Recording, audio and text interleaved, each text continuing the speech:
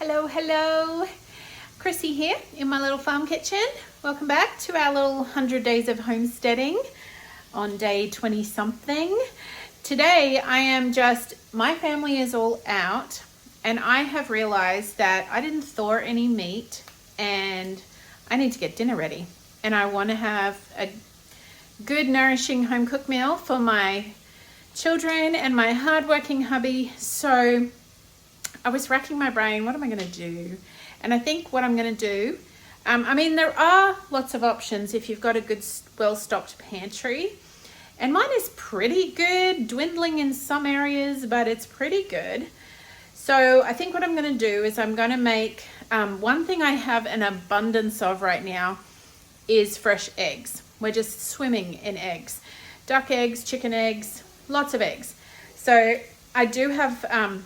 I've usually always got onions, so I'm frying up an onion and I'm going to make a little frittata type thing. I'm going to grab some herbs and some spinach from the garden.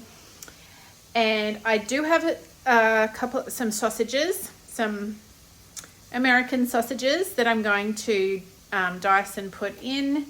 And then I'm just going to make some cheesy noodles to go with it on the side so that the kids have some good solid carbs to go with their meal. Boiling the water, and I am just I like to get these organic noodles from Costco. I think I got those. And I'm just going to fry this in some butter in my skillet. And while that does that, I'll run outside and get some herbs. I think we're going to get some storms tonight. It's feeling very moody. But I'm just going to grab in my...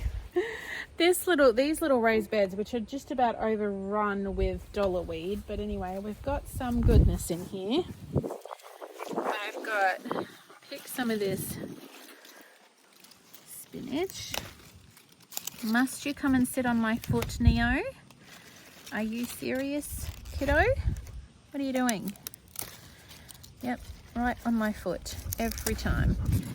And look, the little baby radishes are coming up. Hopefully they will compete with the dollarweed. Oh, Theo, what are you doing? I'm trying to pick food. You're not helping me, love. No, you're not helping me. No, yes, I know, I love you, but you're in the way. I might actually mix it up and put some silver beet. Look, this is growing really nice and big and strong. I don't want to take too much. Or Swiss chard, as you guys call it, which took me forever to figure that out, but there you go. So a bit of that. Just actually popping out to the back garden because I remembered I've got these onions out here, whatever they are. Some people said they might be walking onions. They kind of look like a really big fat shallot. They're going to seed. Some people said they're green onions. So anyway, I don't know what they are, but we've been eating them and they've been yummy. In my weedy mess of a garden. And this one's already been dislodged somewhat. So I'll grab him. He will do just fine. While I'm out here, I will grab some parsley. Look how big this parsley is. And that one, it's going bananas. But it also is trying to go to seed. And I don't really want it to do that yet, I don't think. I'm going to pull that off. It's so yummy. So good. I'm going to get some extra because it's going to rain. So I'm going to put it on my kitchen bench in a glass of water so that I can use it. Okay. Just cut those up. I'm going to pop them in here.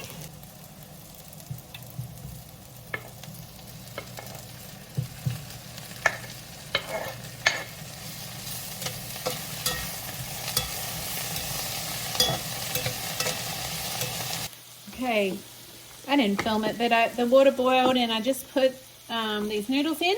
I did put in just a little tiny bit of olive oil to stop them sticking and kind of clumping together. And I'm going to now, excuse my crazy kitchen.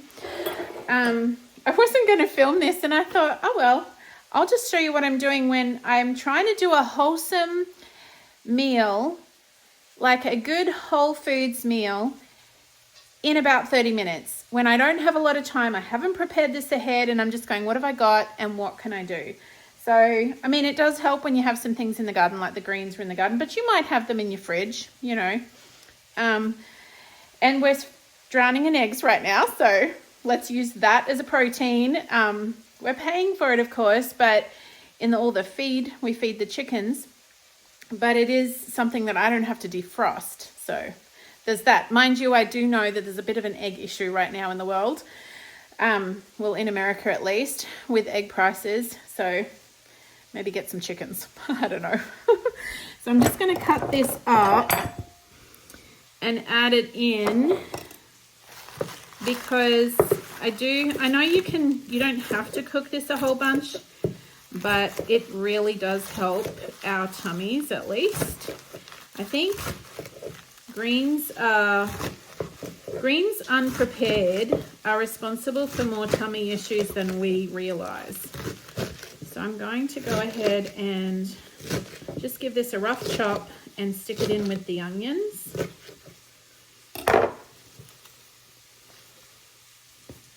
I love the smell of silver beet. It's actually, that is so weird. I've just had one of those moments where you smell something and it takes you back. But silver beet makes me think of my childhood. I don't know why. I guess we ate a lot of it. That makes me teary. How ridiculous. I love silver beet or Swiss chard, fried in butter. It is yum. We did eat a lot of silver beet growing up. Okay, over here she goes into my little pan.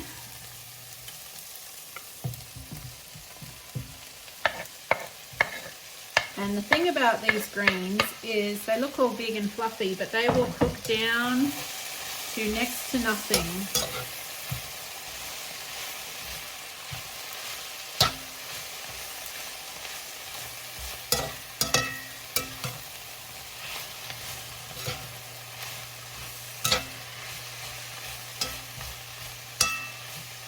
Okay, and while that cooks down, I have some of these sausages. Now, I'm not saying these are the best or anything. These are just the ones I can get that are the closest to like real whole ingredients with not too many dodgies. And they're not, any Aussies watching, they're not like Aussie sausages at all. They're probably the closest I can think is this kind of like a cabana that you might get at a butcher. They're hickory smoked beef sausages, these ones. And they're no fillers or artificial flavors, at least. It's not like grass-fed or anything. And sometimes you can find those, but in our little town, that is hard to find at a affordable price. So this is what we're using as a compromise. We don't get it all the time. Hopefully one day we'll be able to get our own beef or afford the more expensive versions. But for now, I'm going to cut some up and add it into here. They are quite fatty too. See, that's cooked down a lot already. Already cooked down a lot. It's very steamy. Now, I could do this on a chopping board, and I may end up doing that, but I often just chop things straight over the pan.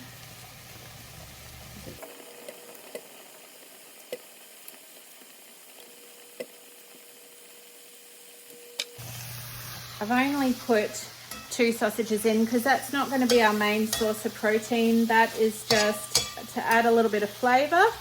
And if I didn't have it, I totally would make this without that.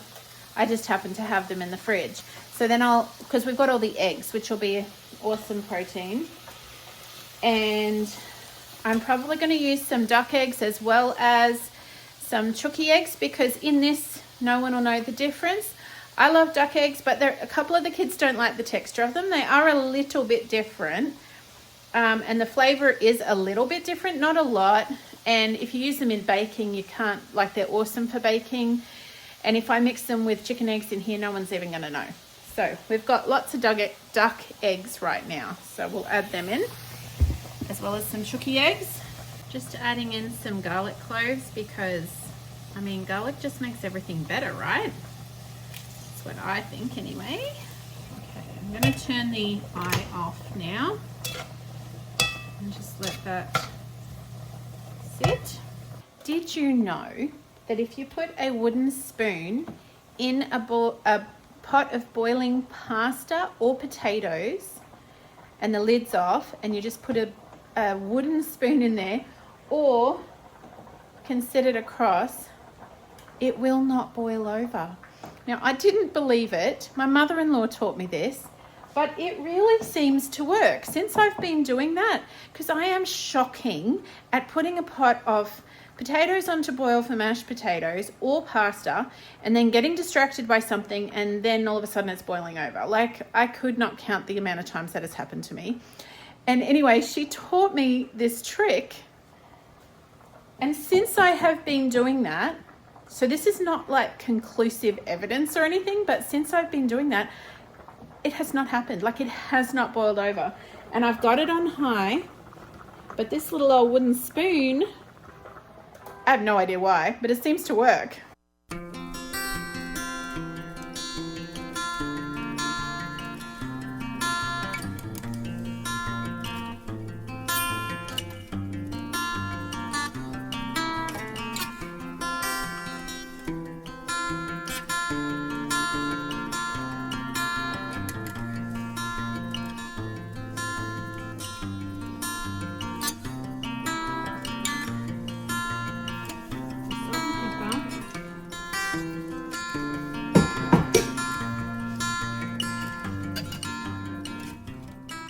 I'm not sure how many eggs this is. I didn't actually count.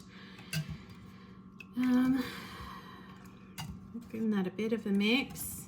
Some homemade sour cream. I'm just going to add a little bit of that, not much. Just a dash. I have some leftover grated cheese. This is mozzarella cheese. So I'm going to put a little bit in it and then a little bit on top. And I'm just going to pour it over the top of this.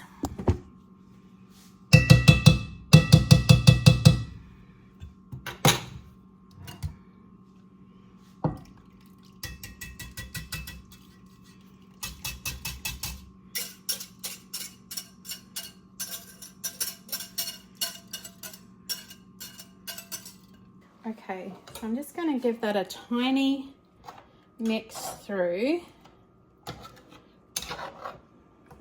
and I've actually hit a little bit of a hiccup, which isn't going to be too bad, but the noodles are cooked and I've strained the water, and that may be as far as I get because I think it's all darkened over and there's a storm coming in at 7 o'clock.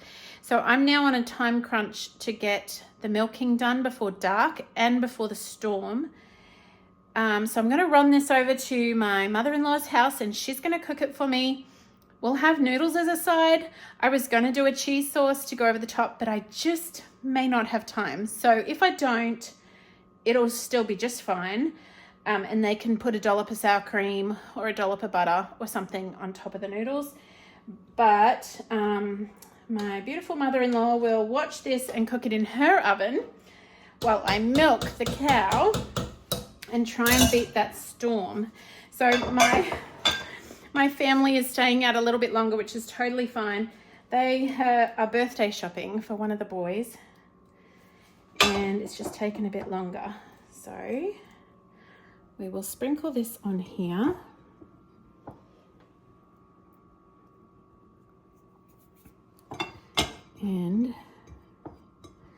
And you might think, well, if they're out, why don't they just buy food out? Well, number one, feeding a family our size out costs quite a bit of money, and it's not good food unless, well, the cheap version is not good food. You can eat decent food out at a restaurant, but that's really expensive.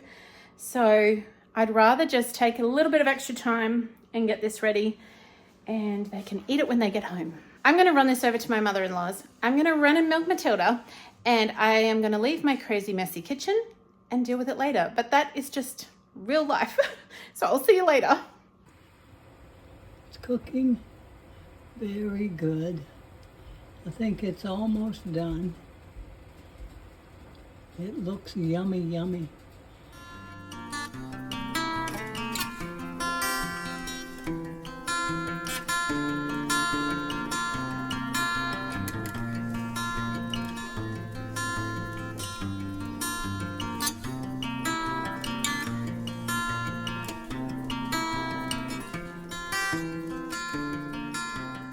Okay, I'm back. Cow is milked. Milk is filtered and put in the fridge. Buckets are washed. So I have a little bit, family is home, getting through baths and things. So I am going to quickly just put together a white sauce, a cheesy white sauce to put over the noodles. And then we will be good to go. I did take the frittata over to my mother-in-law. I was worried that I'd put it in the oven and it would burn before I got back from milking. So something very handy about having her right there.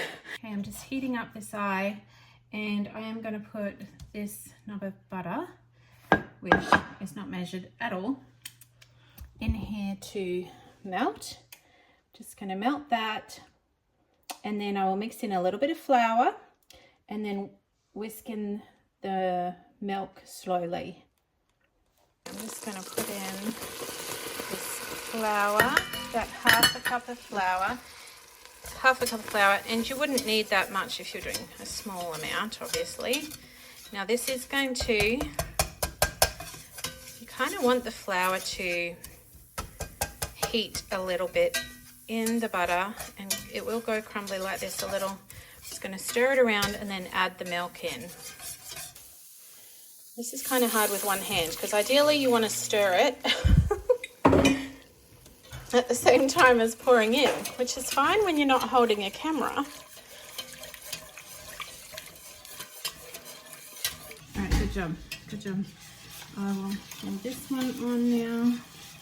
Is that cream? No, this is milk. And we might need that one, we'll just wait and see. You want to pass me the salt, honey? Yeah. My wrist still hurts, but it's good. That's good. That's good. I'm going to put a bit of salt. I don't know, a few pinches, whatever that was. I'm just continuing to stir this. I'm going to add some more. This has a bit of cream on top. It's full cream milk I haven't skimmed yet, but that's okay. That will work as well. And then, so just mixing and heating really, and then it will gradually thicken.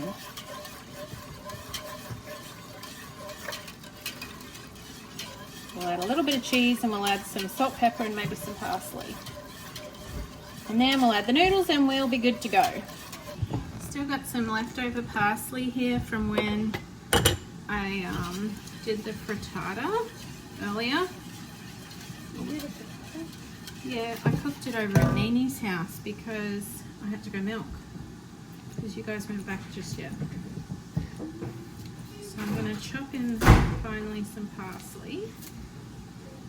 Mom, Yeah, baby. that's Stirring this in. what? That's noodles? That's noodles, yeah. And then we're going to add some cheese to this white sauce. It is slowly thickening. What's that sauce called? It's a white sauce right now, but it's going to be a cheese sauce. Not now, actually. Before I put the cheese in, because it can disguise a little of what's going on. If you can tell, but that is starting to thicken quite a bit. With that flour. Probably be able to see it on the back of this. See, it's coating the back of the spoon now. Which actually I can probably switch to the wooden spoon for ease now that as we put the cheese in. Right, here we go. Cheese in. Let's mix that in. Maybe a bit of pepper, a bit more salt, and I'll add the noodles.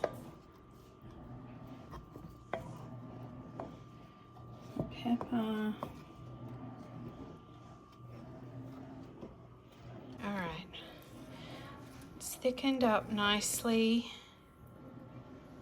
And I'm just going to add the noodles in now. Okay, just a little taste test. Make sure I got the right amount of salt and pepper. Man, that is so yummy. I wish I could eat it with the kids, but I do not eat the noodles usually, but it is very yummy. So I think they will enjoy that.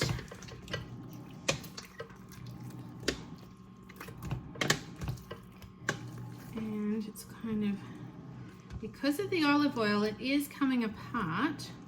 It's been sitting there while I had to milk, so it's a little bit, I think I might not mix it all in. But such is the nature of things when you have animals to tend to. You just have to fit it in before or after or during. And we just adjust and make it work. Oh yes, I think this is going to be delicious. All right, a nice little side of cheesy noodles with some herbs to go with the egg dish. Well, thank you for joining me on this rushed afternoon as I make a quick 30-minute meal to feed my family. I hope you are all having a wonderful week, and I will see you again tomorrow. Sunshine and raindrops, beautiful people.